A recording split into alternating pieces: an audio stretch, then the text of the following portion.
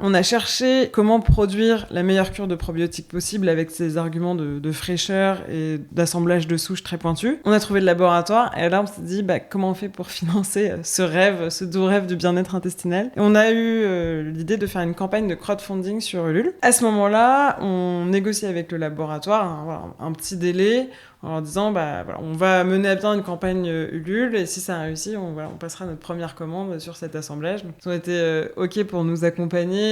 On a eu la chance d'avoir affaire à un laboratoire quand même à taille humaine qui était aussi touché par l'histoire et la démarche, donc ils nous ont vachement soutenus. Et donc là a commencé le parcours du combattant de la campagne de crowdfunding.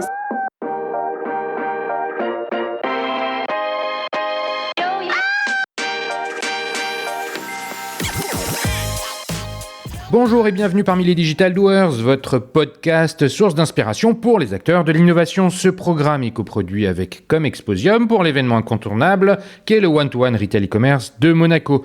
Je suis Cyril Duplessis, acteur du changement dans le digital depuis plus de 20 ans. Je donne ici la parole aux personnalités de notre écosystème en France, qu'ils soient prestataires, annonceurs, marques, retailers ou pure players.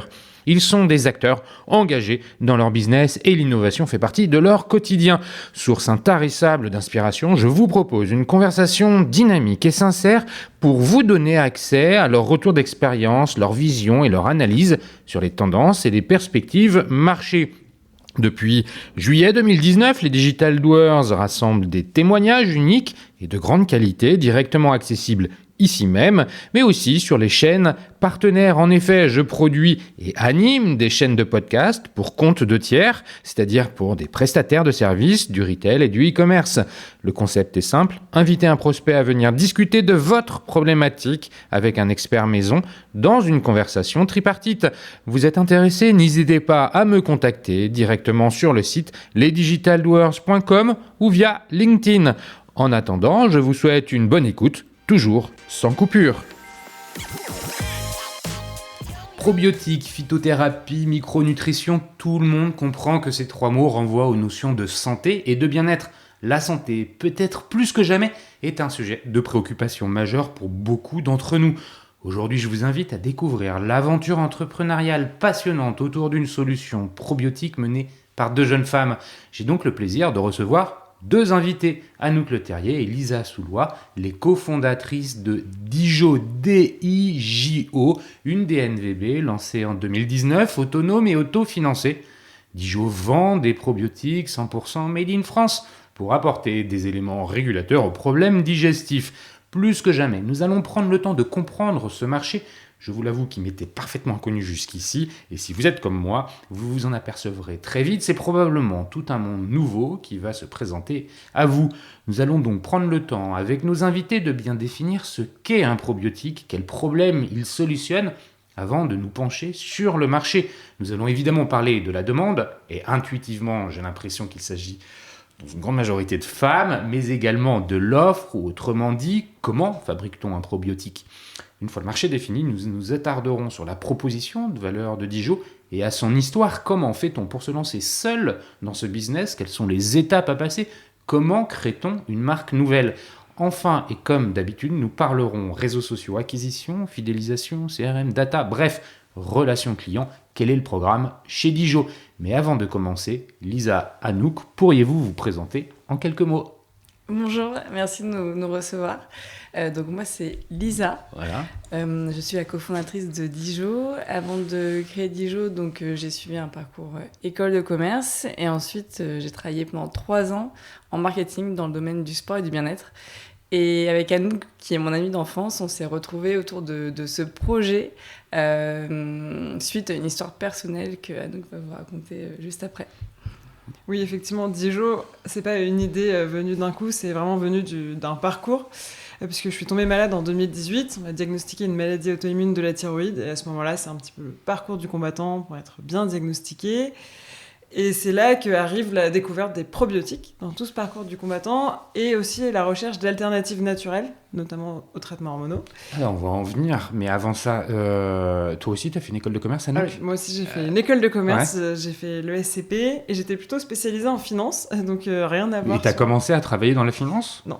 J'ai fait mes stages Et ensuite, au moment de sortir de l'ESCP, c'est là où j'ai dû annuler mon stage de fin d'études, justement au moment où on m'a diagnostiqué cette maladie. Oui, j'ai dit que vous étiez 2 jeunes femmes, juste pour remettre les dates. On parle de 2018 quand tu as eu ta maladie, mais à quelle année vous avez été diplômés 2014. Toutes les deux. 2018 pour moi. D'accord. On n'a pas le même âge, exactement. Ok. Donc c'est juste pour remettre le contexte, qu'évidemment vous êtes 2 jeunes femmes qui ne peut pas, par la force des choses, avoir 10 ans d'expérience avant de lancer votre entreprise. Donc vous êtes des entrepreneuses, je sais pas si c'est un beau mot, mais tout le monde le comprend, qui vous êtes découvertes assez rapidement finalement. Donc racontez-nous plutôt, ou alors peut-être toi Anouk, plus que Lisa dans un premier temps, c'est quoi qui te fait vibrer dans le boulot? La finance, tu dis c'est pas ça, finalement tu as été malade, comment tu t'es réinventé ou inventé, parce que finalement c'était juste après tes études? Oui, alors du coup je n'ai jamais signé de CDI et jamais travaillé pour quelqu'un avant de lancer Dijo. C'est arrivé par défaut, je me projetais pas du tout dans cette carrière entrepreneuriale. On vient de parcours qui sont assez préformatés, donc je voulais signer un CDI dans une banque. C'est juste qu'à ce moment-là, voilà, mon état de santé me l'a pas permis, du coup j'ai mis en stand-by tout ça. Et c'est à ce moment-là que je pense que les problèmes de santé, ça fait prendre du recul parfois, ou voir les choses autrement. Je me suis dit qu'on n'avait rien à perdre à tenter cette aventure, parce on était assez animés par ce message de libérer la parole sur le bien-être du ventre. On était convaincus que c'était un levier de bien-être hyper important. Et c'est comme ça qu'on s'est dit, bon, on n'a rien à perdre. En fait, ce sera, même si ça s'arrête, une super aventure à revendre. Tu as un exemple familial, tes parents sont entrepreneurs ou Non, pas du tout. Ok, donc tu pars d'une feuille complètement blanche, sans histoire préformatée avant sur l'entrepreneuriat, et tu vas nous dire comment ça a germé dans un coin de ta tête quand même, parce que tu as dû aussi imaginer pouvoir te sentir mieux, guérir, enfin avoir cette maladie avec laquelle tu peux vivre, et puis finalement inscrire tes pas dans ceux des autres de la promo, et puis continuer finalement ce que tu avais peut-être commencé à rêver de faire, signer un CDI dans une banque, mais tu l'as pas fait. Et toi Lisa, en fait finalement, comment t'en es arrivé à te dire, bon tu connais Anouk depuis longtemps, à te dire, ouais, finalement, moi, je suis bien... T'étais dans quel style de boîte, toi J'étais dans une grosse agence de marketing sportif. Donc, ça se passait bien? Ça se passait bien, mais il y a eu différents éléments, dont le rachat de mon agence, justement, par un gros groupe qui me correspondait plus du tout. Donc moi, à ce moment-là, en fait, j'avais quitté mon entreprise. Je m'étais lancée en freelance dans le but de partir à l'étranger. J'avais envie de vivre quelque chose de nouveau, de connaître un nouveau challenge. Et Anouk, donc, c'est une amie d'enfance avec laquelle on partage énormément de choses dans la manière de voir la vie, la manière dont on a envie effectivement de vivre les choses. Et c'est vrai que moi, j'étais en période de transition. Anouk aussi, puisqu'elle réalisait que finalement, elle ne pourrait pas suivre la carrière qu'elle avait en tête. Et puis voilà, c'est en discutant toutes les deux qu'on a eu ce projet qui nous a vraiment parlé. Anouk de par son histoire personnelle, moi aussi parce que j'étais très inscrite dans toutes ces démarches de bien-être, d'alternatives naturelles. Et on a eu cette idée qui nous a paru vraiment super intéressante. On s'est dit, on a envie de mettre notre énergie là-dedans. On va le développer un peu l'idée, mais en fait, comment on en arrive à se dire... alors peut-être que c'est toi, Anouk, qui peut nous en parler plus. Tu parles de la thyroïde. La thyroïde, ça se trouve au niveau de la gorge, qui régule beaucoup de choses dans le corps, pour énormément de choses. Je sais de quoi je parle. Le tube digestif, parce que finalement les probiotiques, c'est de ça dont il s'agit quand même, ils vont venir avoir une influence sur des éléments de la digestion. C'est ça Oui, exactement. Et comment on fait le lien entre les deux? Tu me vois venir, parce que ça ne paraît pas forcément évident. Effectivement, sur le papier, il n'y a pas beaucoup de lien entre la thyroïde et le ventre. Après, moi j'ai une pathologie auto-immune, donc qui génère une inflammation un petit peu chronique, qui va avoir des effets délétères aussi sur la digestion. Et l'idée aussi de l'approche de Dijo, c'est quand on s'adresse à des clients un petit peu pathologiques, voire malades, c'est d'altérer ces symptômes, ces maux, qui sont pas... La première option, c'est évidemment d'améliorer le fonctionnement de la thyroïde, mais il y a des downsides qui sont des problèmes digestifs, un transit ralenti, notamment quand on a des problèmes de thyroïde. Voilà, donc les probiotiques vont venir agir à ce niveau-là, là où un traitement hormonal va simplement rééquilibrer le fonctionnement de la thyroïde en elle-même. Mais il y a plein d'autres choses qu'on voit pas, et c'est le cas de beaucoup de pathologies hormonales. Alors après, la volonté de Dijon, c'est pas du tout de s'adresser à des gens malades en premier lieu, mais c'est on va y venir, mais en fait, la réalité, c'est ça. Merci de nous donner le lien entre les problèmes de thyroïde et les conséquences sur le ventre, qui nécessitaient un petit éclaircissement.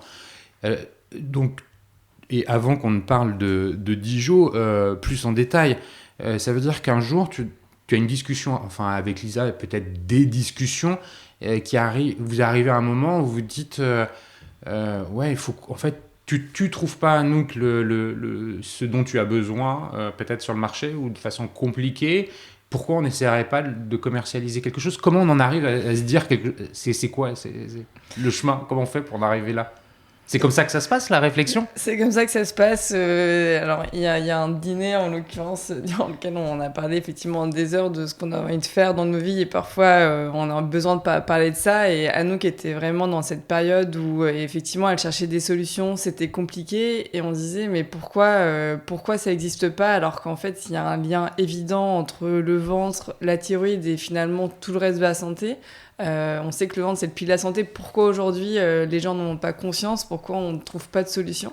Et on avait envie de participer à faire bouger les choses, tout simplement. Oui, il y avait un constat sur la qualité des produits existants en France et aussi la manière dont la demande est adressée, parce que c'est vrai qu'on se rend compte, moi je l'ai vécu en tant que consommateur, je cherchais mes réponses sur Internet, sur les réseaux sociaux. Alors que ce qu'on propose, c'était d'aller en pharmacie, d'aller rencontrer des experts santé qui sont en général débordés, qui n'ont pas beaucoup de temps à accorder, qui n'ont pas forcément le temps de faire de la pédagogie aussi quand ils annoncent des nouvelles ou quand ils proposent des solutions. Et du coup, on s'est dit, ce message, il passe pas. Aujourd'hui, personne n'écoute aussi les gens qui sont dans cette recherche, dans cette démarche. Et donc, il y a eu le produit, certes, mais Dijon, c'est aussi une approche, c'est-à-dire accompagner les gens. Je comprends ce que vous êtes en train de dire, et c'est important de le souligner, c'est qu'effectivement les produits en tant que tels, ils existent, ils sont plus ou moins performants, mais enfin il y a quand même des solutions qui existent sur le marché. En revanche, c'est la façon avec laquelle la communication est orchestrée autour de leurs bienfaits qui est défaillante. C'est comme ça qu'on peut comprendre les choses. Ouais. Je sais même pas si c'est défaillante, c'est inexistante. Inexistante, ouais. Et c'est le cas pour beaucoup de DNVB. Alors, sans trop dire sur l'histoire de Dijon, mais quand on a commencé à parler des problèmes de vente sur les réseaux sociaux, on a rencontré un engouement incroyable. Enfin, c'est ça qui nous a propulsés. Mais parce que vous avez aussi commencé à en parler avant de vous lancer, vous avez essayé un peu, vous avez testé le marché, vous avez été au culot, comment Alors nous, avec Anouk, on est plutôt test and learn, on y va et on réfléchit après, je pense que c'est ce qui nous rassemble. Donc nous, on avait cette idée, on était convaincus vraiment l'une et l'autre, et en fait, comme l'a dit Anouk, on s'est dit, finalement, on a rien à perdre, donc allons-y. Et en fait, dès qu'on a commencé à en parler sur les réseaux, on a vu l'engouement, même autour de nous. D'un coup, on s'est rendu compte que tout le monde autour de nous avait plus ou moins des problèmes de vente. On va en parler, comme je disais dans l'intro, ça c'est hyper intéressant. Les réseaux sociaux dans les DNVB jouent souvent un rôle hyper important dans la prise de parole, dans l'animation des communautés. C'est pour ça qu'on va vraiment faire un focus là-dessus. Avant qu'on y aille et qu'on parle plus globalement de Dijon, je le disais en introduction, je crois qu'il est important de redéfinir ce que c'est qu'un probiotique, qu'est-ce que c'est qu'un complément alimentaire. Bref, enfin, on va parler du marché, mais peut-être commencer par cette définition d'un probiotique sur le site internet de Dijon. Vous l'expliquez, il y a des chiffres vertigineux de milliards de... Voilà. Bon, bref, est-ce que vous pourriez nous dire ce que c'est, comment ça fonctionne de façon globale? On a l'habitude de ce petit cours d'SVT. Donc, par les probiotiques, la première chose qu'on va vous expliquer, c'est le microbiote intestinal, qu'on appelle aussi la flore intestinale, qui a un écosystème de milliers de milliards de bactéries qui régulent toute notre santé. Donc, qui régule en premier lieu notre digestion, Mais on sait aujourd'hui qu'il va avoir un impact sur le stress, sur le système immunitaire, sur la peau, le poids. Notamment, on entend de plus en plus parler du ventre comme le deuxième cerveau. Tout ça, c'est parce qu'on sait qu'aujourd'hui, le ventre est aussi composé d'un système nerveux à part entière qui va également envoyer directement des messages au cerveau. Donc cet écosystème de milliers de milliards de bactéries, c'est plein de bactéries, de bonnes bactéries qui sont bienfaisantes et qui vont interagir les unes avec les autres. Et aujourd'hui, de par notre mode de vie, ces bonnes bactéries ont tendance à disparaître, ce qui crée un déséquilibre et qui va laisser en fait des mauvaises bactéries venir prendre la place de bonnes bactéries. Les mauvaises bactéries, je te coupe, dans le cadre d'une maladie, d'un problème hormonal, d'un dérèglement hormonal, on comprend qu'il y a une influence sur la flore, c'est ça, hein, la flore intestinale, ces bactéries-là. C'est quoi les autres sources qui vont expliquer qu'il y a des mauvaises bactéries qui viennent ? Alors, c'est l'inflammation, déjà, ça va aussi avoir un effet délétère sur la vie du microbiote intestinal. Il faut imaginer le microbiote intestinal comme une forêt tropicale. On aime bien cette métaphore parce que, en fait, c'est plein d'espèces qui vivent en interdépendance les unes avec les autres. Et quand une bonne espèce disparaît, c'est tout l'écosystème qui est déséquilibré. Donc, comme le disait Lisa, nos modes de vie aujourd'hui, ils ont un gros impact sur ces microbiotes. Que ce soit l'alimentation, les additifs, la prise de médicaments, la pollution. Et donc, il y a ces mauvaises bactéries qui peuvent prendre une place, mais il y a aussi plein d'autres choses au niveau du ventre. C'est l'acidité liée au stress, à l'alimentation, encore une fois, la porosité intestinale. Donc, il y a plein de sous-sujets qui vont avoir des effets délétères sur l'équilibre de ce microbiote et dont il faut se préoccuper.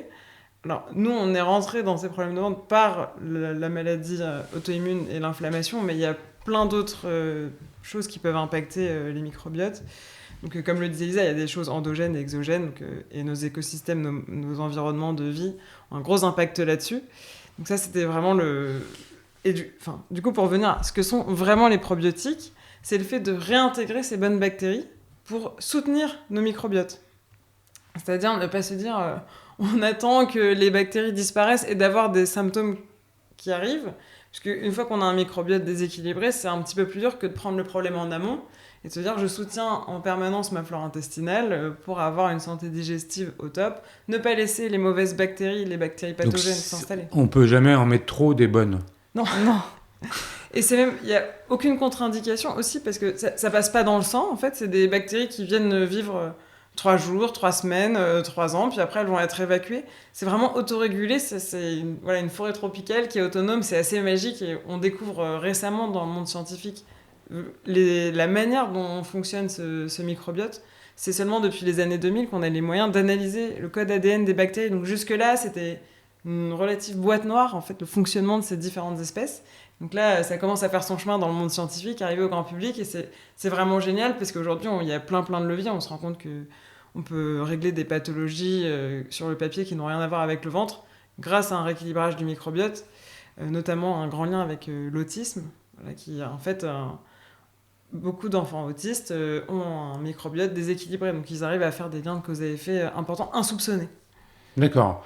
Donc là, c'est une super image. On comprend bien que finalement, le probiotique, il va venir avec la forêt, rééquilibrer un environnement qui, pour le coup, est déséquilibré.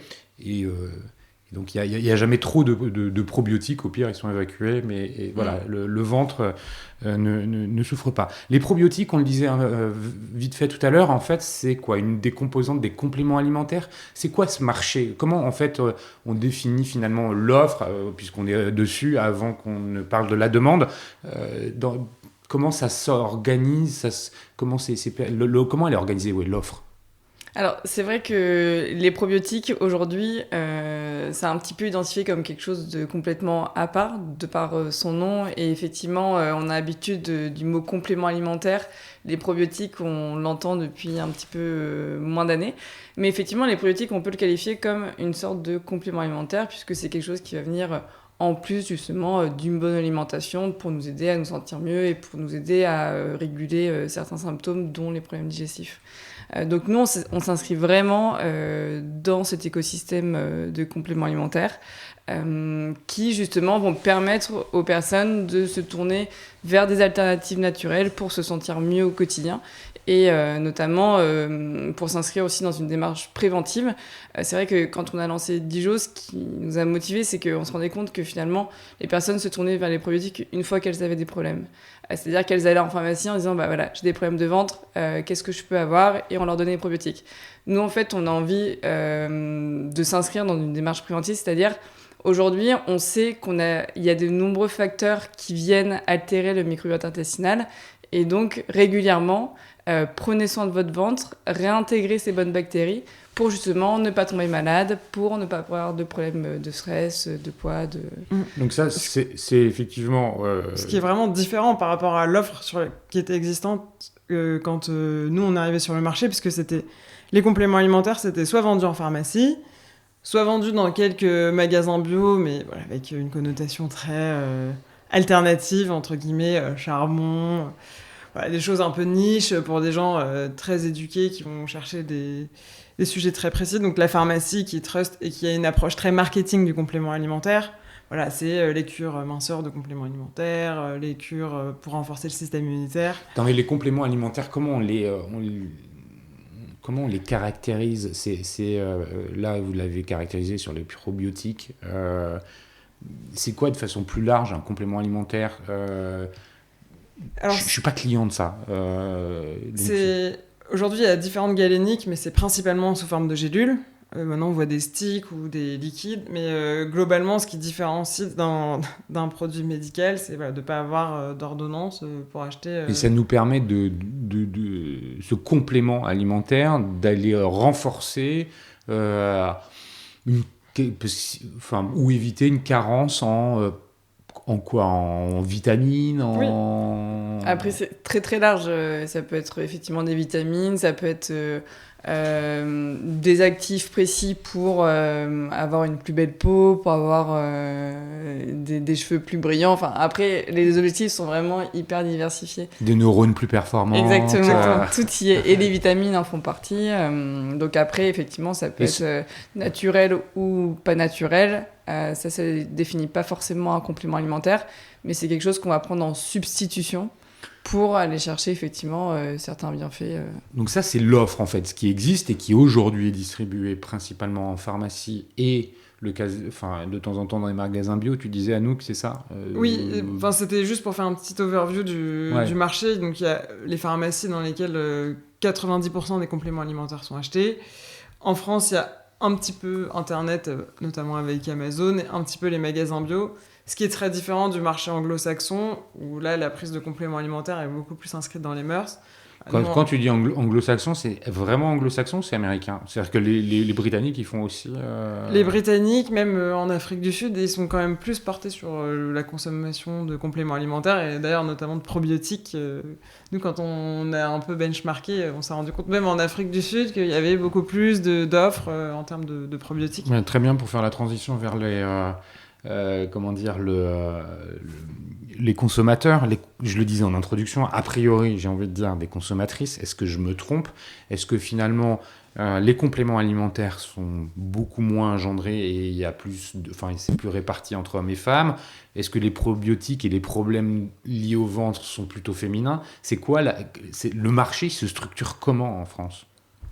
Oui, il est principalement féminin. Alors, pour plusieurs raisons. Déjà, nous, ce qu'on a constaté, c'est quand même les femmes sont plus aptes à prendre en main leurs problèmes, c'est se dire je vais les régler.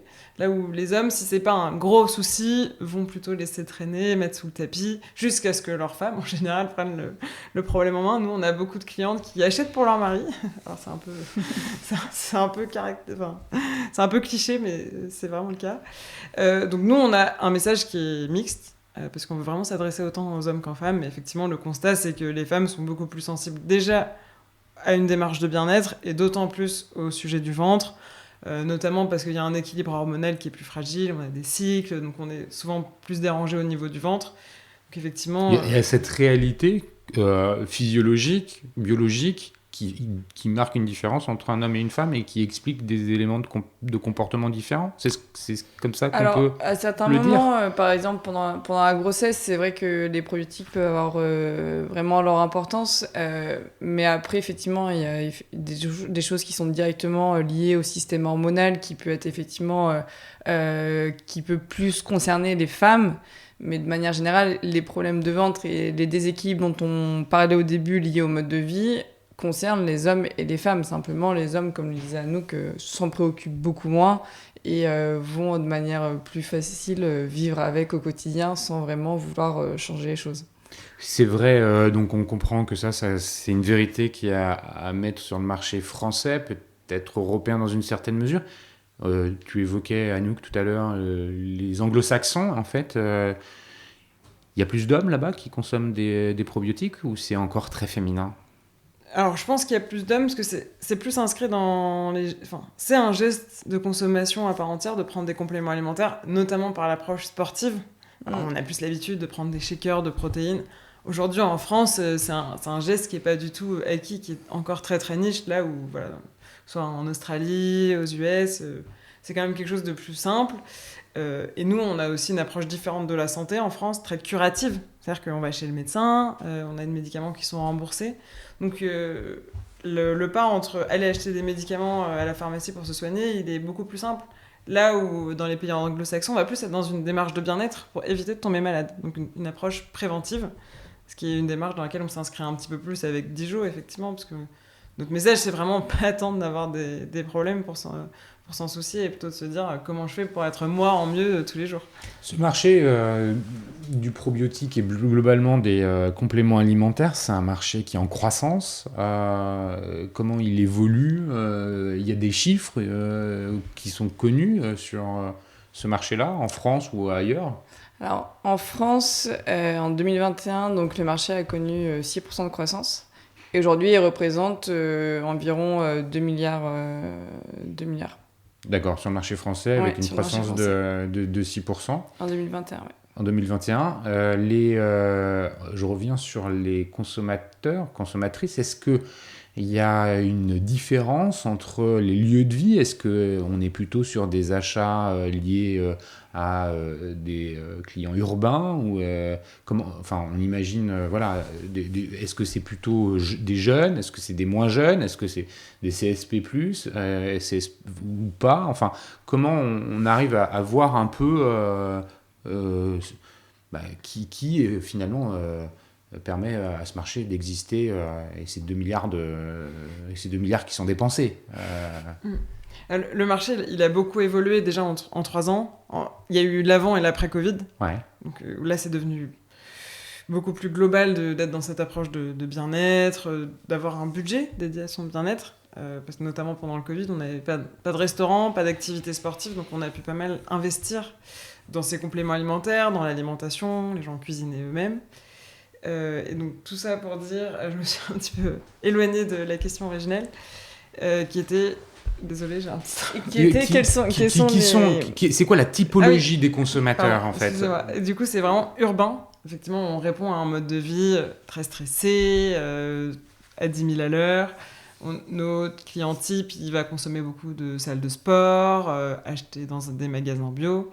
Voilà, ça, c'est le grand trait. En revanche, nous, dans Dijon, on a 2 typologies de clients. On a des clients plutôt pathologiques, entre guillemets. Tu vas nous expliquer comment tu les adresses. Mais la réalité, c'est que ce marché, il est drivé par des urbains. Des femmes actives entre 30 et 25 et 45 ans. D'accord.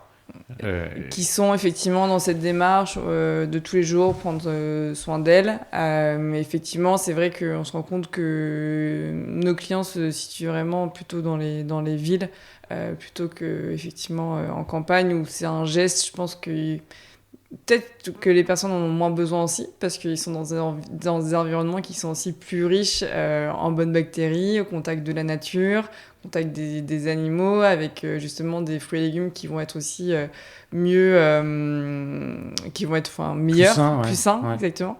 Et c'est vrai qu'effectivement, en ville, on est plus concerné par les problèmes de stress, par le fait de parfois avoir du mal à effectivement se fournir des bons fruits et légumes, et tout ça, ça joue effectivement sur l'équilibre du microbiote. Donc je pense qu'il y a un facteur effectivement lié aux besoins et un facteur lié au comportements de consommation qui sont pas les mêmes entre justement les environnements urbains et les environnements ruraux. Ok.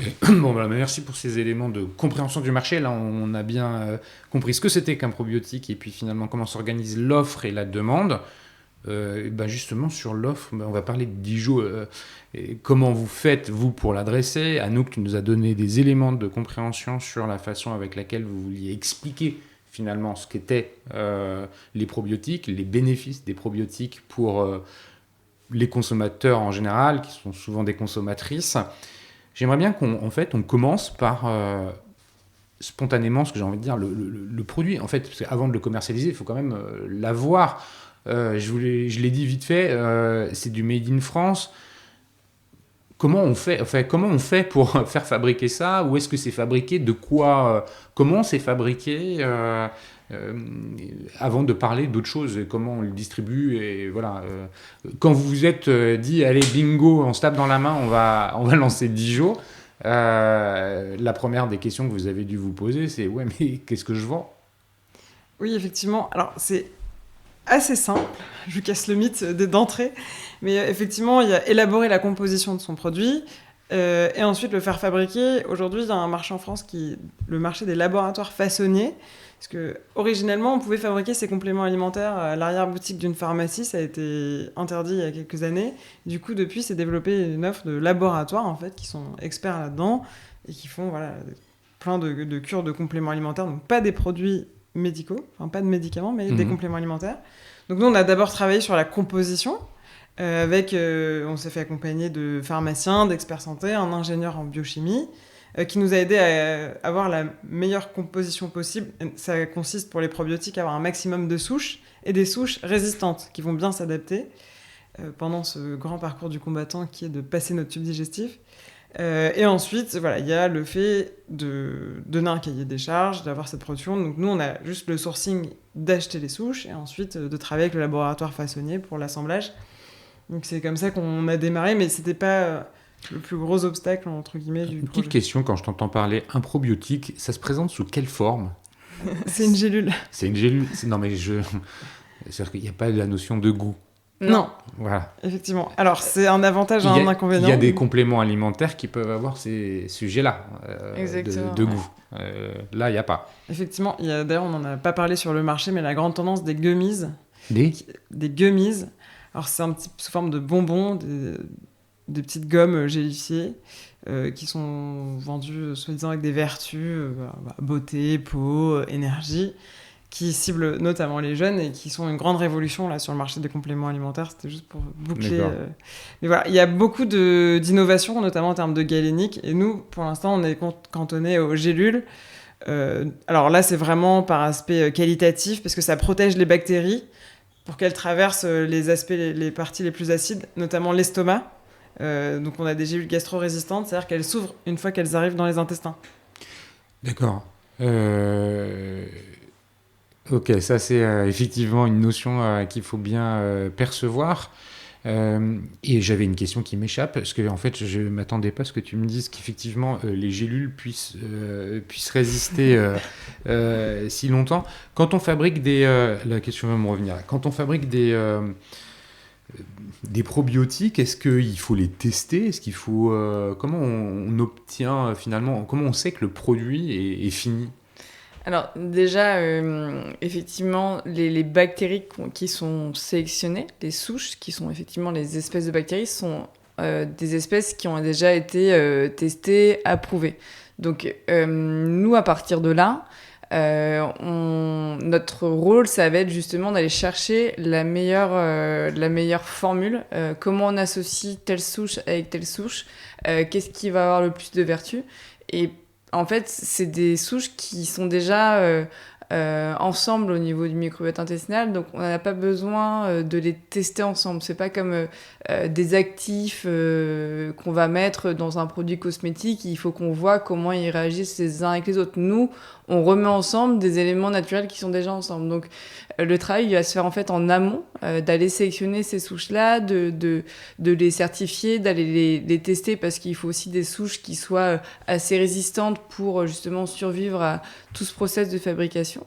Et une fois qu'on les met ensemble, on n'a pas plus de tests à faire pour les mettre sur le marché, puisque ce sont des souches qui ont déjà été testées auparavant. D'accord. La question à laquelle je voulais poser me revient, c'est justement, c'est en t'écoutant parler Lisa que je peux la poser.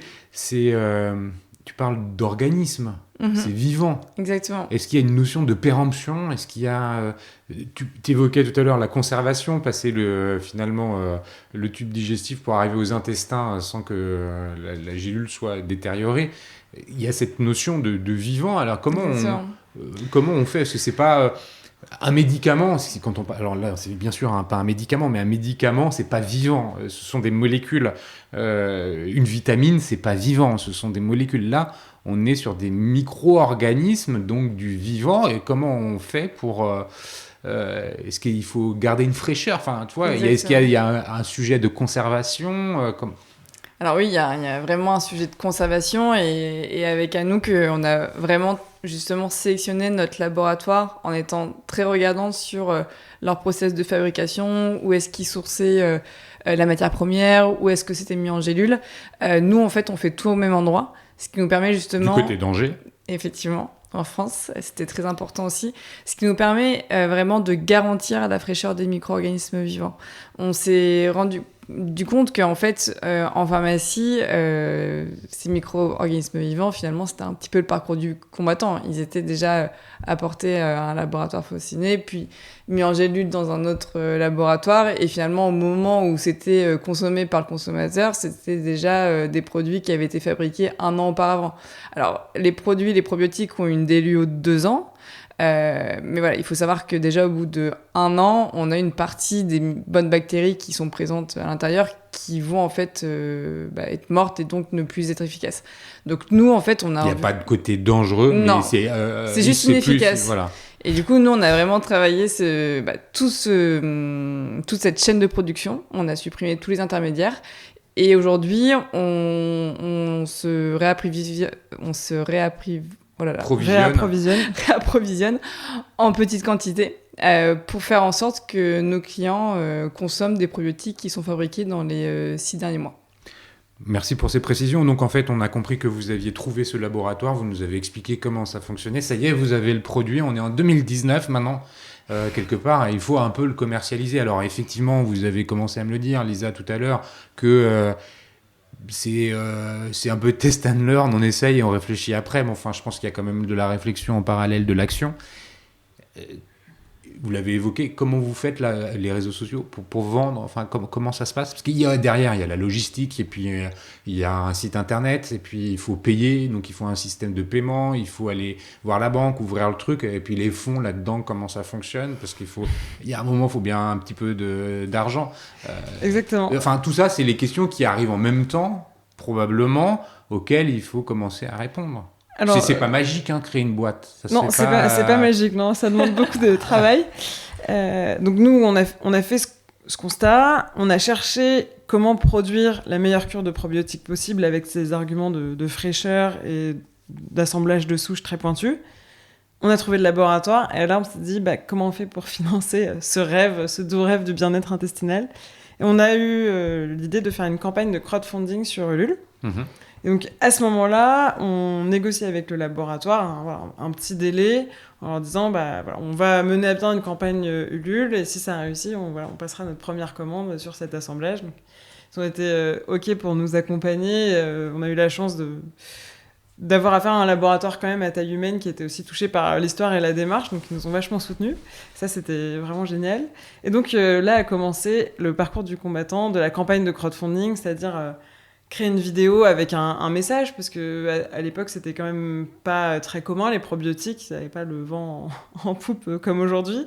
Donc, c'était expliquer pourquoi il faut prendre des probiotiques, pourquoi nos probiotiques sont différents par rapport à ce qu'il y a sur le marché. Donc, c'était un petit peu construire tout le pitch pour construire cette plateforme. Et donc, ça a été un succès, parce que dès qu'on a commencé à parler du ventre, beaucoup de gens se sont sentis concernés, même dans nos entourages. On a découvert des personnes qui avaient au quotidien des problèmes de ventre et qui nous ont dit « mais moi, je veux absolument tester Dijo ». Et c'est comme ça que le projet a décollé, parce qu'à ce moment-là, on avait mis 500 € chacune dans le projet, donc on n'avait pas plus à mettre. On a tout fait nous-mêmes, que ce soit le site internet, les réseaux sociaux, même les photos pour mettre sur les réseaux. Là, ce que je comprends, c'est que pour la campagne Ulule, en fait, vous créez une vidéo qui va finalement vendre le projet qui est le vôtre. Exactement. Une vidéo que vous faites vous-même, Mhm.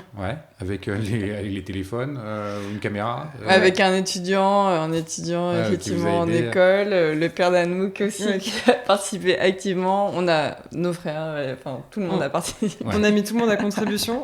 Et donc là, vous avez finalement le message que vous avez, la promesse finalement, vous avez dû la travailler pour Ulule, la campagne de crowdfunding sur Ulule. Et il faut la promesse, elle était déjà la même que celle d'aujourd'hui? Vous racontiez les choses à peu près de la même façon? Alors c'était un peu différent. Au moment où on s'est lancé sur Ulule, on avait un message qui était très alarmiste. En disant qu'effectivement on était dans un mode de vie qui était horrible, qui déséquilibrait tout notre ventre et qu'on on allait tous mourir globalement.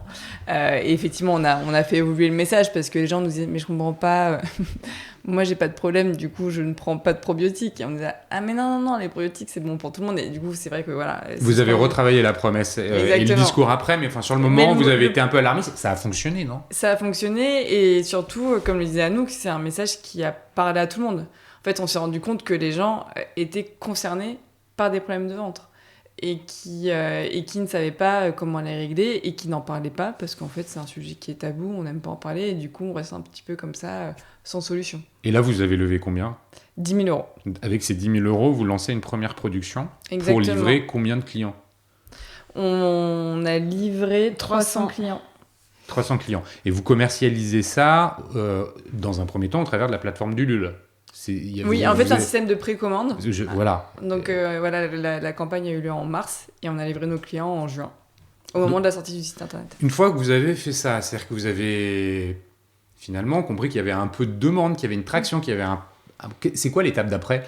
Alors là, il y avait un énorme décalage parce que il y avait eu beaucoup d'engouement sur la portée du message et nous, à côté, on n'était pas du tout préparés. C'est-à-dire que quand la campagne s'est terminée, on n'avait pas pensé au packaging, on n'avait pas pensé à comment on allait envoyer les 300 commandes. Donc là, nous, on a été très prises par l'opérationnel, alors qu'on commençait à être contactés par des fonds d'investissement qui voulaient en savoir plus sur le projet. En fait, on était un petit peu sortis du bois, mais on n'était pas du tout prêtes pour porter le message parce qu'on était très occupés par commander les packaging, créer notre site internet nous-mêmes sur Squarespace.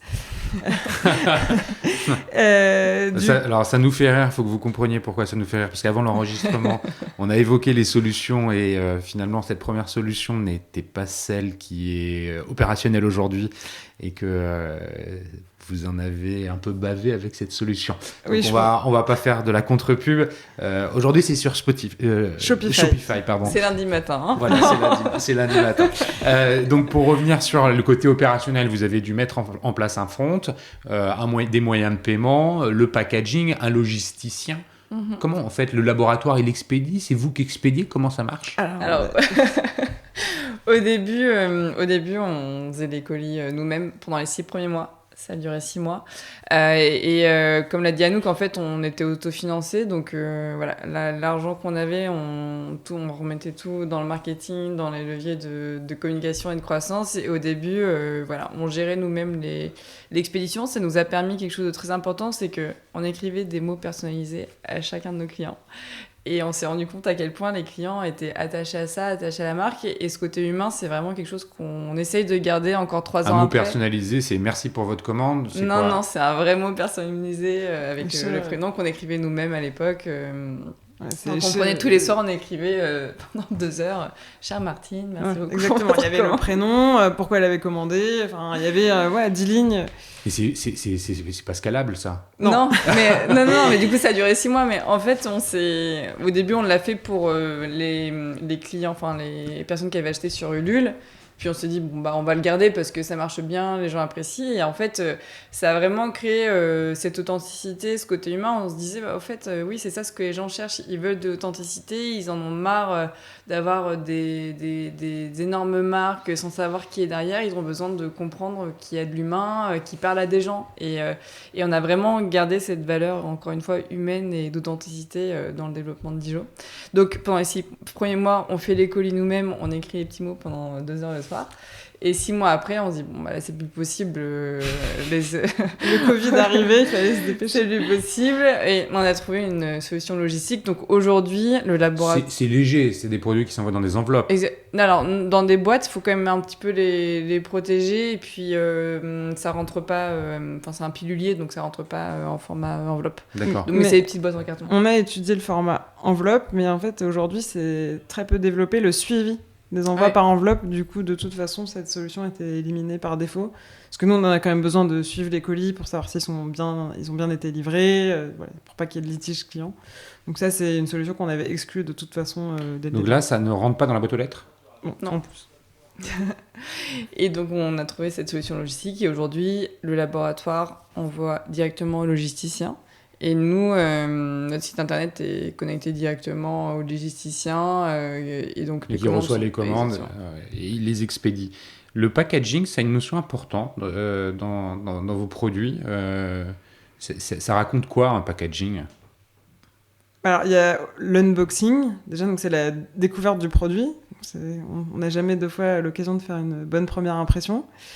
Donc, il y avait ce petit mot personnalisé qui jouait beaucoup, avec une jolie carte. Et nous, on a voulu vraiment casser l'expérience pharmacie, c'est-à-dire avoir des produits jolis, qu'on n'ait pas honte de poser sur son bureau, de poser dans sa cuisine. On voulait que ce soit cool de prendre soin de son ventre, un petit peu comme le plaisir qu'on a en achetant des cosmétiques. Voilà, aujourd'hui, on voit à quel point a développé l'univers marketing des cosmétiques, à quel point la bouteille, comment elle est achalandée, ça a une importance. Nous, on voulait vraiment s'inscrire dans cette logique-là pour déjà justifier cette démarche préventive, donner envie aux gens de prendre soin d'eux, prendre soin de leur ventre. Ouais, on n'est pas dans un sachet de Smecta qui est planqué au fond de la... Exactement, c'est le parfait exemple. Donc c'était 2 piliers très importants pour nous, donc l'aspect esthétique et l'aspect humain, qui est propre à beaucoup de DNVB, et encore plus dans le bien-être. En fait, nous, on s'adressait à des personnes qui se sentaient très seules avec leurs problèmes de ventre en disant « j'ai pas envie d'en parler à un pharmacien, j'ai pas envie d'en parler à mon médecin, mais c'est vrai que tous les jours au quotidien, j'aimerais bien que mon transit ou mon ventre ou ma digestion se passe mieux. » Mais jusque-là, j'avais jamais pris le taureau par les cornes parce que je pensais pas que c'était assez important pour le faire, d'en parler à quelqu'un. Et du coup, nous, on a bouché cette case que personne n'adressait, en fait. Donc le packaging a été pensé. Ça me fait. Je vais vous interroger tout de suite sur le nom de la marque, Dijon. Comment on est arrivé là ? Parce que un Dijon, ça peut être perçu autrement. C'était un petit jeu de mots, effectivement. Voilà. Comment vous en êtes arrivé à ce mot ? On avait envie que ce soit un nom, effectivement, qui soit pas justement médical. On voulait donner un côté un petit peu récréatif pour justement un petit peu lever les tabous sur ce ventre et se dire mais en fait c'est pas grave, on en a tous, donc parlons-en et parlons-en avec humour parce qu'il y a vraiment pas de quoi en avoir honte. Et Dijon, on aimait bien parce que, alors ça fait référence au digestif après repas.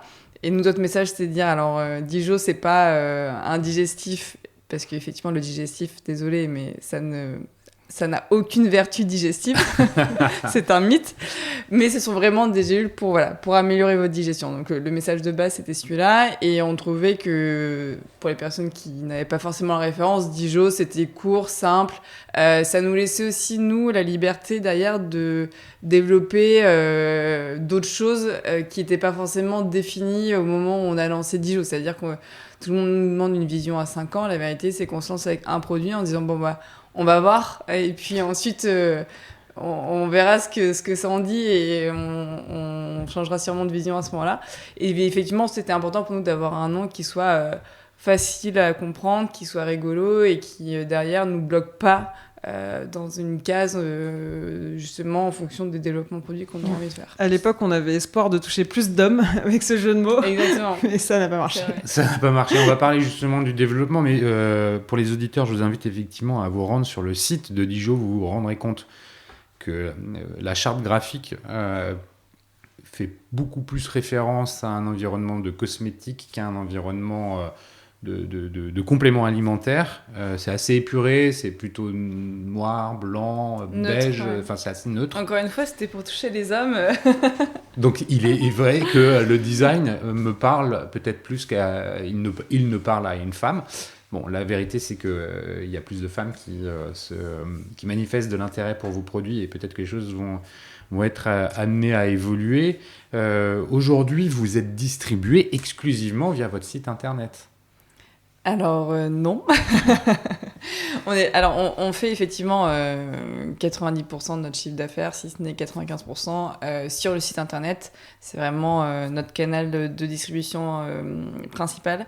Mais on est distribué aussi chez certains retailers, notamment la Seine-Maritime, Galeries Lafayette, Printemps, Monoprix, qui ont développé des espaces justement santé. Et puis, Après, voilà, je n'oublie pas. On fait pas énormément de volume en B2B parce que nous, on concentre notre stratégie sur le site internet, le digital, et on capitalise beaucoup sur notre newsletter. Enfin, on crée vraiment une expérience avant et après achat pour fidéliser les clients. On va en parler, mais justement, avant qu'on en parle, tout à l'heure, en parlant du nom, tu évoquais la possibilité de peut-être vendre d'autres choses que finalement le probiotique avec lequel vous vous êtes lancé. Aujourd'hui, vous avez développé une gamme un peu plus large. Enfin, comment on peut parler de gamme ? Racontez-nous, c'est quoi la suite finalement ? Vous avez trouvé votre traction avec un premier produit qui, c'est important de le souligner, vous a permis d'autofinancer la suite de votre développement et de votre croissance. Donc c'est quand même remarquable comme stratégie. Quels sont les autres produits que vous avez aujourd'hui qui vous adressez quoi comme problème, enfin, ou qu'est-ce qui solutionne comme problème ? Alors aujourd'hui, effectivement, on a une gamme de 10 produits qui sont composés de probiotiques et de soins du ventre. C'est effectivement d'autres produits qui sont faits à base de plantes et non pas de probiotiques, mais qui viennent aussi avoir des actions sur le ventre. Il faut savoir que le ventre, c'est un énorme écosystème. On parle des intestins, mais le foie joue un énorme rôle. L'équilibre acido-basique joue aussi un énorme rôle. Enfin, tout ça, nous, on jouait effectivement sur la partie microbiote intestinale, mais on s'est vite rendu compte que si on voulait apporter des solutions complètes et effectivement être cette marque dédiée au bien-être du ventre, il fallait qu'on ait des solutions qui viennent aussi jouer sur d'autres leviers. Et on a travaillé pendant 1 an et demi sur un seul produit, justement le temps d'avoir assez de fonds. Et on a lancé ensuite donc cette gamme de probiotiques et soins du ventre.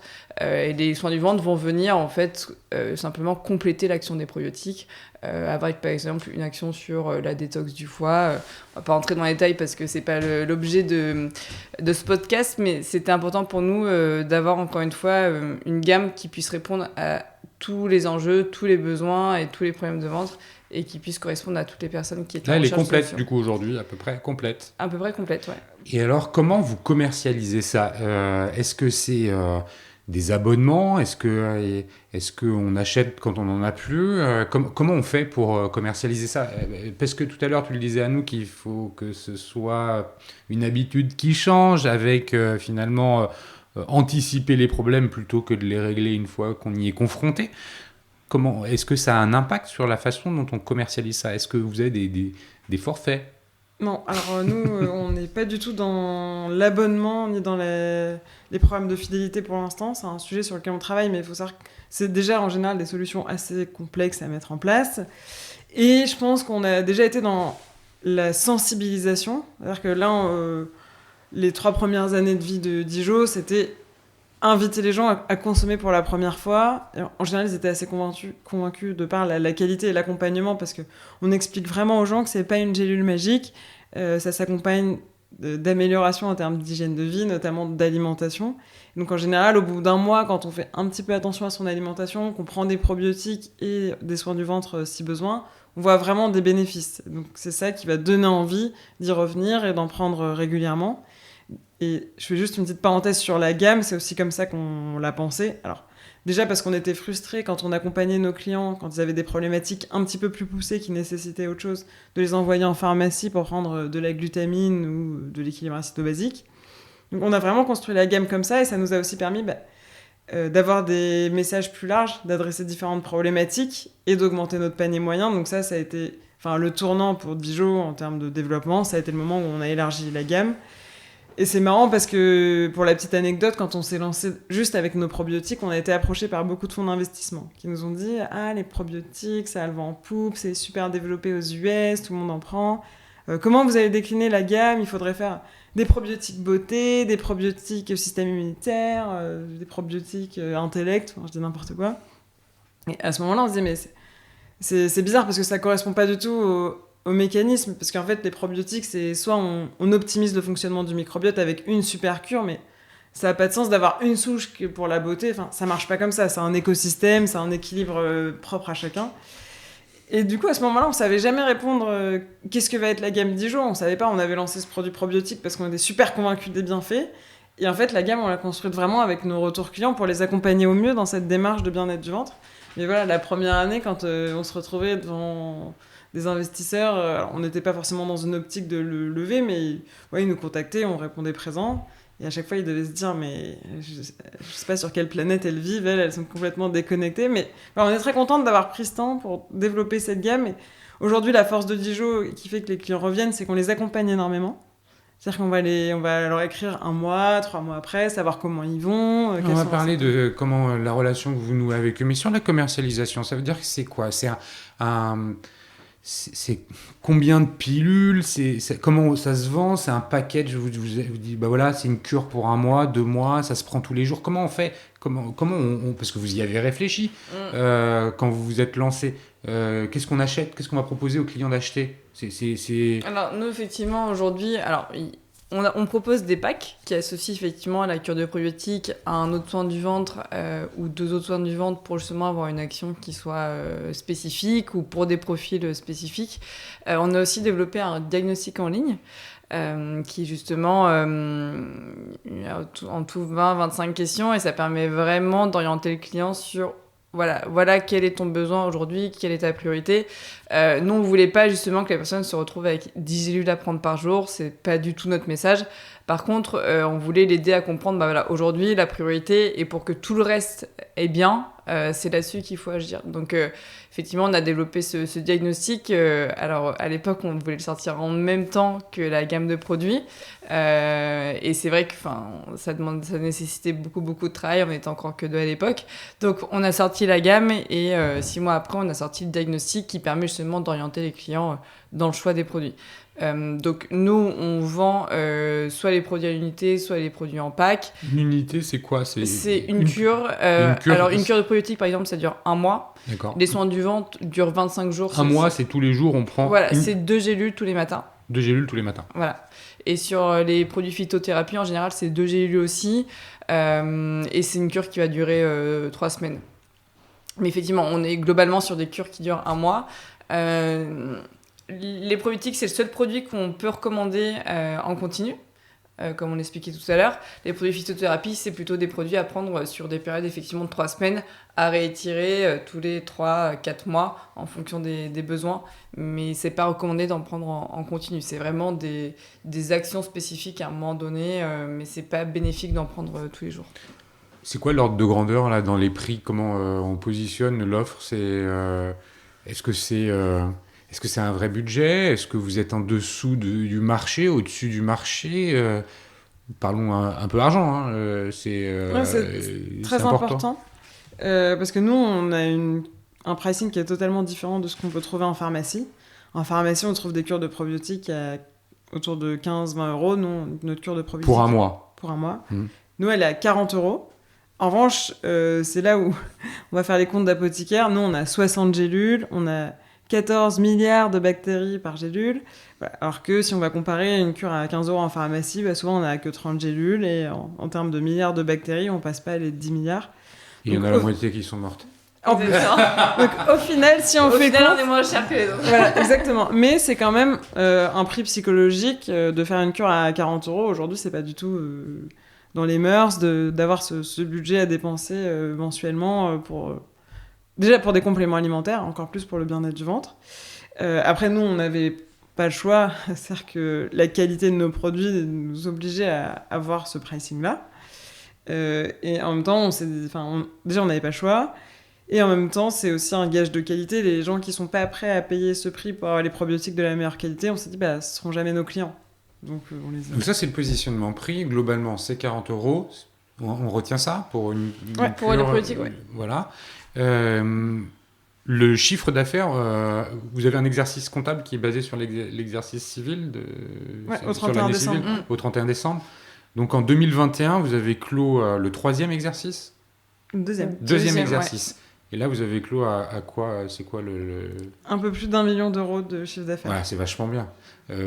Pour une deuxième année. Je le savais, vous me l'aviez dit, mais je voulais vous l'entendre le prononcer par vous-même. Ça représente combien de commandes ou combien de clients? Comment on fait Alors, en nombre de clients, donc ça représente environ 15 000 commandes, pardon. Mmh. Et en termes de clients, on est environ à 40 000.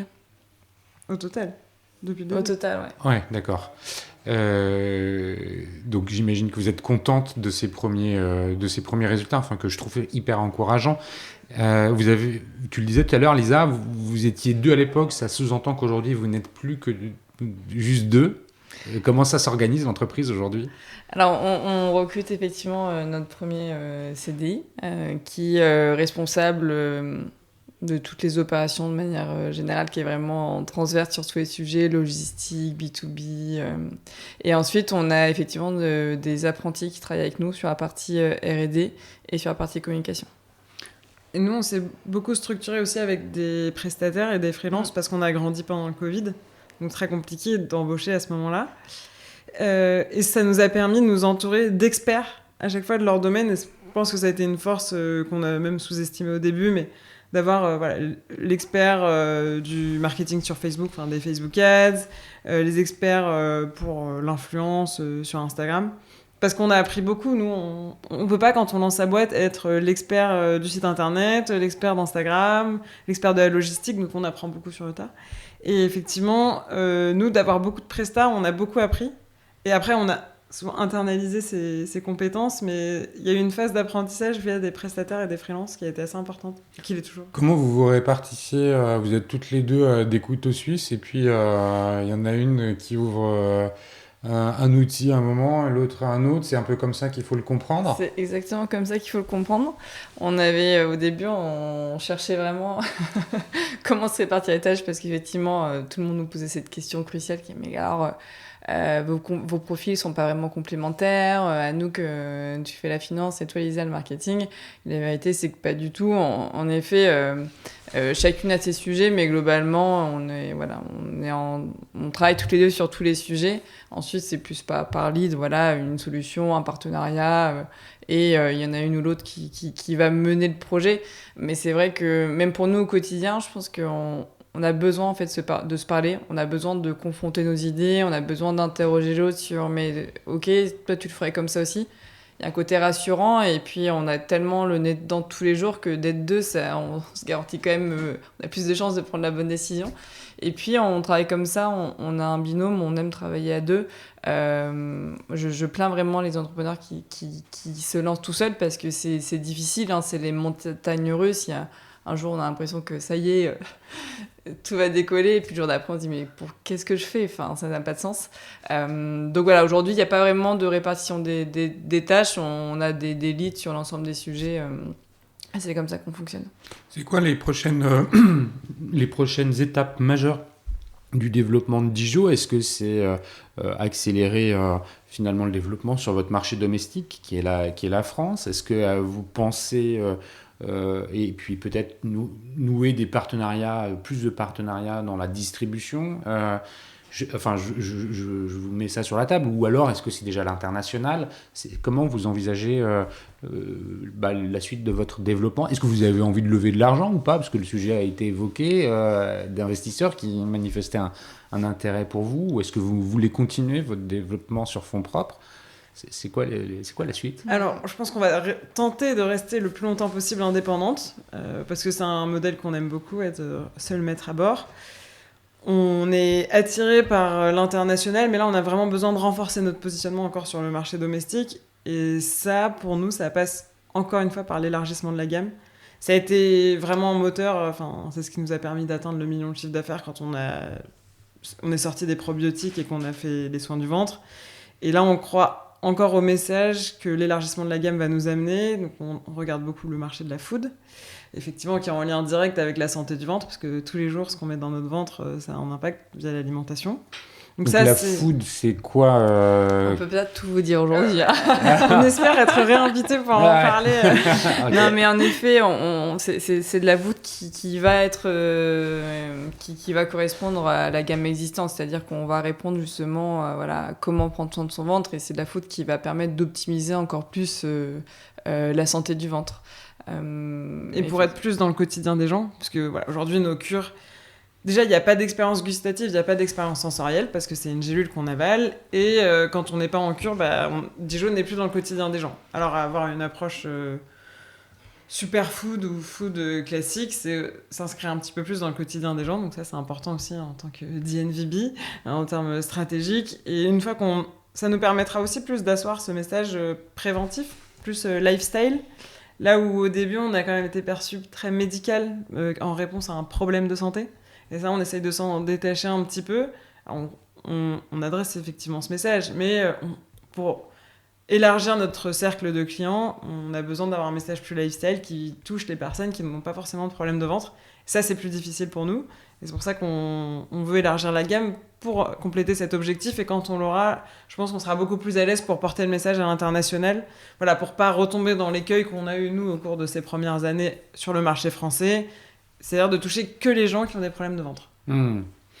Ok, c'est très clair. Alors, merci pour en fait tous ces éléments d'explication sur comment vous adressez le marché. Comme je vous l'ai dit, la 4e partie, c'est faire un focus sur vos consommateurs, vos consommatrices, les réseaux sociaux, la data, l'acquisition, la fidélisation. Je pense que vous en avez éprouvé plein de canaux, vous avez essayé plein de choses.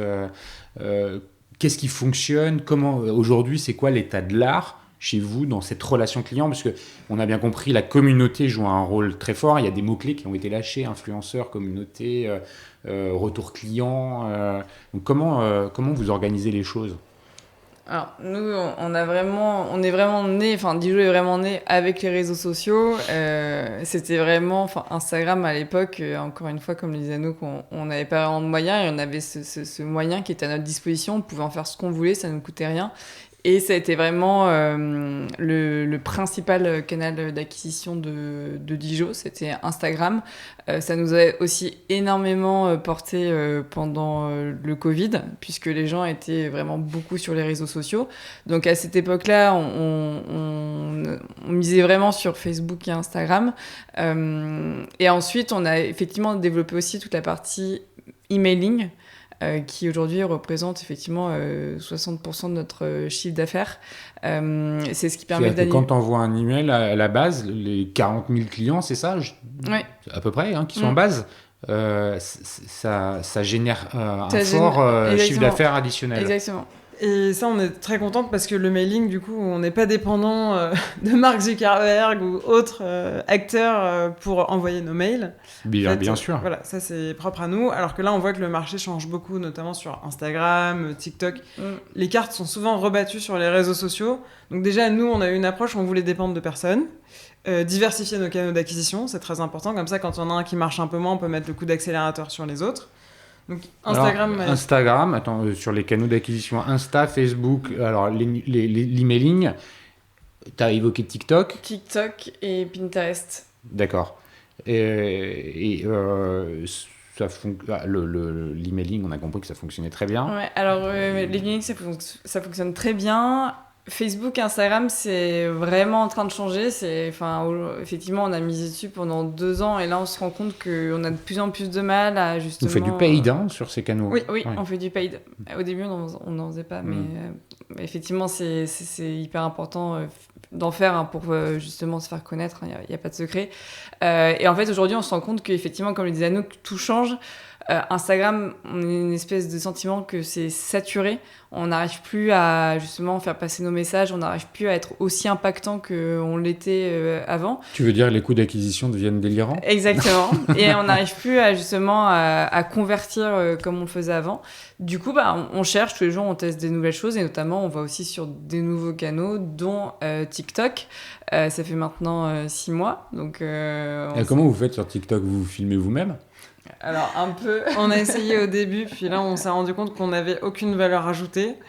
On était des boomers, complètement dépassés par ce réseau. Non, on a un stagiaire en interne qui s'occupe de faire des vidéos.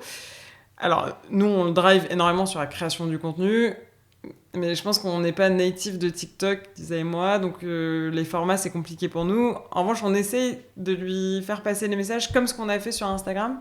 Ce qui a marché sur Instagram, c'était l'aspect témoignage. Encore une fois, on n'a ni expérience gustative, ni expérience sensorielle. Donc le retour client fait via Instagram marchait très bien pour nous. Là, vous avez sollicité vos clientes pour qu'elles fassent des posts vidéo ou des posts tout court. Ils le font aussi d'eux-mêmes. Il y a beaucoup de micro-influenceurs qui vont tester les produits par eux-mêmes et en parler. Donc ça porte. Nous, on a aussi évidemment interviewé nos clientes et ensuite on faisait aussi de l'influence. Alors soit on donne les produits, soit on va carrément jusqu'à la rémunération de certains influenceurs pour porter le message. Mais le format, c'est toujours, elles font la cure et elles en parlent vraiment avec leurs mots. C'est le but et c'est des mots qu'on pourrait pas inventer nous pour tourner une pub. C'est vraiment très authentique et c'est ça qui donne la crédibilité à la Et ça, c'est ce que vous reprenez sur TikTok aujourd'hui aussi? Ouais, on essaye. On essaye surtout aussi de faire du contenu, encore une fois, qui soit éducatif et qui permette d'apporter des informations qui aident les gens, mais avec un format qui soit le format TikTok, avec des musiques, des trucs rigolos, mais qui correspondent vraiment à notre ADN et finalement au message qu'on veut faire passer. On ne veut pas non plus faire n'importe quoi sur TikTok parce qu'effectivement, c'est un réseau sur lequel il faut créer un petit peu d'engouement, c'est récréatif, etc. Mais en fait, il faut arriver à faire passer son message et tous les jours, on apprend, on teste des choses et vraiment, il n'y a pas de secret, hein. Personne n'a les codes et c'est vraiment, il y a des vidéos qui explosent. Honnêtement, on a du mal à savoir pourquoi et c'est comme ça que ça fonctionne. Il faut y aller, il faut essayer et finalement, petit à petit, on commence à comprendre ce qui fonctionne moins bien.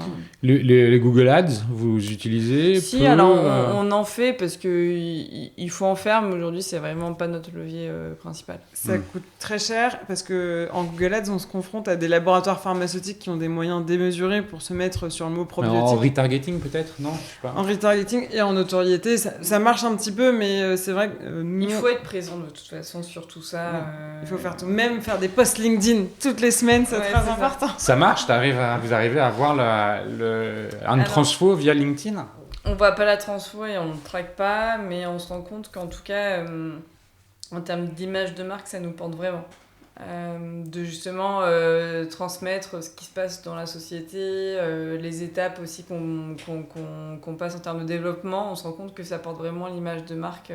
Et donc je pense qu'in fine, effectivement, ça nous porte aussi sur la partie commerciale et business. Et puis pour le recrutement aussi, c'est quand même important de donner de l'extérieur les valeurs, l'image de la marque pour fidéliser les talents. C'est un enjeu. Là, sur l'année 2022, vous avez besoin de recruter quel type de profil? Alors c'est une très bonne question. Non mais effectivement, alors nous on a un modèle comme le disait Anouk, on travaille avec beaucoup de freelance et d'agences qui nous permet en fait d'avoir des experts. Aujourd'hui c'est pour une petite boîte comme la nôtre, recruter quelqu'un avec 10-20 ans d'expérience, c'est hors de prix. Et puis quand on est une petite boîte, on a besoin de flexibilité. Des personnes avec qui on avait travaillé très bien pendant 6 mois, 6 mois après, en fait ça correspondait plus aux besoins. Donc aujourd'hui, on a envie de se renforcer en interne sur effectivement la partie communication, sur aussi la partie customer care et la partie... Comment vous faites le customer care? Aujourd'hui, c'est en interne. avez- Nous, on l'a fait nous-mêmes. Après, maintenant, c'est nos apprentis. Et ça, c'est quelque chose qu'on a vraiment envie de garder en interne parce que on veut pas du tout l'externaliser. Ça fait partie de l'ADN de la marque. En revanche, il y a vraiment des expertises qu'on veut garder justement par les freelances et par les agences. On n'a pas d'intérêt à l'internaliser aujourd'hui. Ok. Ouais, on réfléchit quand même à comment scaler le modèle en interne. Pardon. Donc les deux choses qui sont très importantes à voir, c'est la création de contenu. Ouais. Impossible de faire autrement parce que c'est tellement notre image. Et voilà, le SAV, le Customer Care, parce que ça va bien au-delà du SAV. Les gens peuvent nous appeler à tout moment, on fait des consultations. Ouais, il doit y avoir, j'imagine, une partie importante des appels ou des messages qui vous sont envoyés en avant-vente, c'est-à-dire avec des questions sur le fonctionnement d'un probiotique, les bienfaits, la durée de la cure. Je ne sais pas si c'est de ça dont c'est le mot qu'on utilise. Oui, exactement. Non, puis même comprendre les différents produits de la gamme, parce que ça, c'est vrai que c'est un obstacle qu'on rencontre. Déjà, on a des produits qui s'appellent probiotiques, glutamine, lithothème. Quelqu'un de normal ne connaît pas du tout ces produits, donc effectivement, on a énormément de questions auxquelles on répond en amont de l'achat.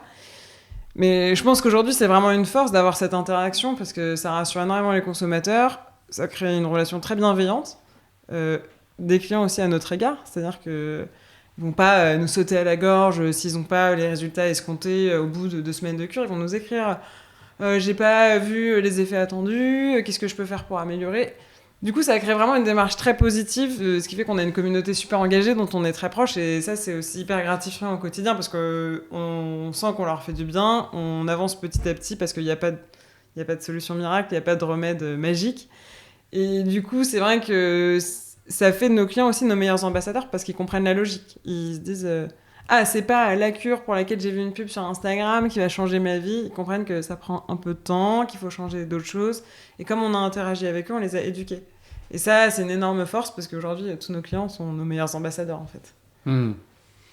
Bon, écoutez, merci les filles pour cet échange de grande qualité. Je l'ai dit dès le départ, je connaissais pas du tout ce marché, je connaissais pas du tout les valeurs, enfin tout ce que ça apporte finalement, les probiotiques. Je savais même pas comment ça fonctionnait dans mon ventre. Mais en tout cas, bravo pour tout ce que vous avez développé, finalement le business en l'espace de 2 ans auquel vous êtes arrivé, la marque que vous avez développée. Merci pour vos sourires et la bonne humeur avec laquelle vous racontez toute cette histoire. Je vous souhaite plein de bonnes choses pour la suite. J'espère que les étapes vont se passer les unes après les autres, que l'arrivée de la food dans la gamme de produits rencontrera le succès des produits qui ont été développés auparavant. Merci à vous tous, chers auditeurs, pour voilà, vos écoutes. Vous êtes de plus en plus nombreux. Merci à Comexposium, l'éditeur de l'événement One-to-One Retail e-commerce de Monaco, pour son support à ce nouvel épisode. Lisa, Anouk, merci encore. Et puis je vous dis à bientôt. Merci.